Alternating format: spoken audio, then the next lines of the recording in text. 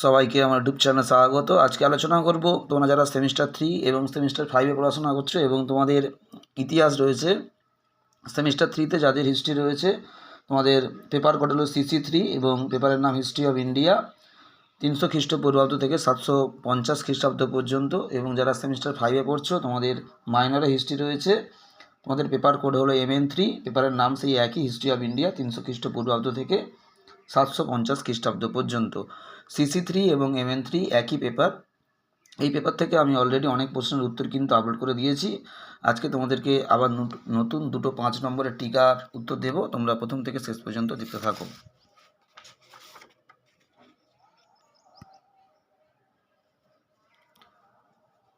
প্রথম টিকা গুপ্তযুগে বিজ্ঞান চর্চা, খুবই ইম্পর্ট্যান্ট একটা 5 নম্বরের প্রশ্ন, তোমরা প্রথম থেকে ভালো করে শেষ পর্যন্ত দেখো। এর আগে অলরেডি তোমাদের মাৎস্যন্যায়, সঙ্গম সাহিত্য, হর্ষচরিত, মথুরা শিল্পরীতি, কলিঙ্গ যুদ্ধের তাৎপর্য,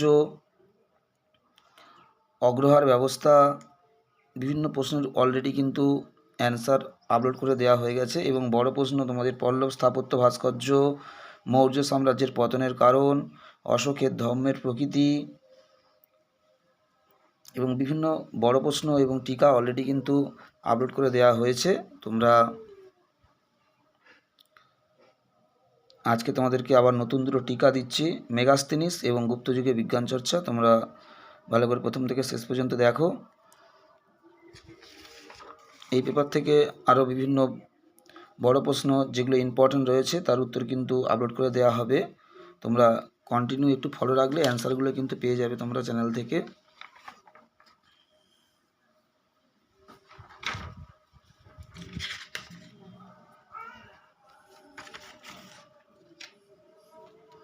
এর পরের টিকা তোমাদের মেগাস্তিনিস।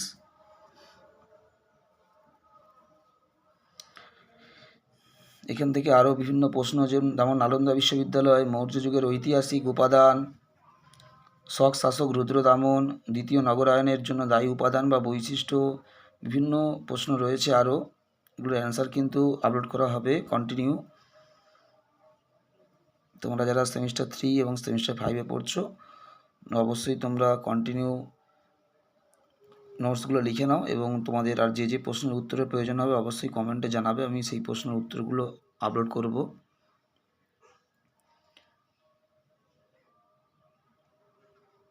এবং আগামী সেমিস্টারগুলোতেও ঠিক একই রকমভাবে তোমরা কোশ্চেন অ্যান্সার পেয়ে যাবে চ্যানেল থেকে।